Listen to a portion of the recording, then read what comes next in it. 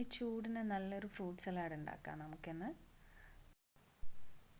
Fruit salad ഉണ്ടാക്കാൻ വേണ്ടിയിട്ട് 1/2 litre പാലാണ് എടുത്തിരിക്കുന്നത്.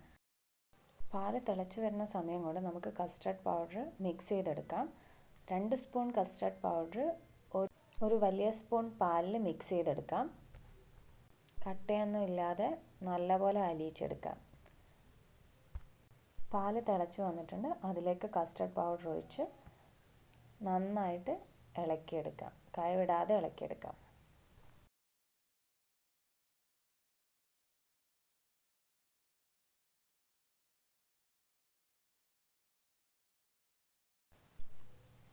ആവശ്യത്തിന് പഞ്ചസാര ഇട്ട് നന്നായി യോജിപ്പിച്ചെടുക്കാം.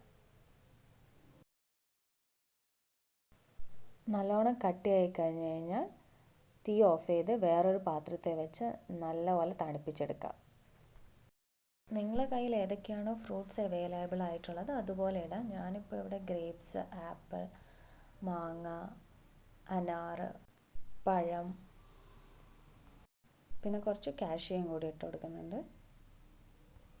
പഴം ഇടുമ്പം റോബസ്റ്റ് പഴം എടുക്കുകയാണെങ്കിൽ കുറച്ചും കൂടി ടേസ്റ്റ് ഉണ്ടാവും. എല്ലാ ഫ്രൂട്ട്സും ഇട്ട് നന്നായിട്ട് മിക്സ് ചെയ്തിട്ട് നമുക്ക് കുറച്ച് സമയം വേണ്ടിയിട്ട് ഫ്രിഡ്ജിൽ ഒന്നും കൂടി വെച്ചിട്ട് എടുക്കാം. അപ്പോൾ നമ്മൾ അടിപൊളി ഫ്രൂട്ട് സലാഡ് റെഡി ആയിട്ടുണ്ട്.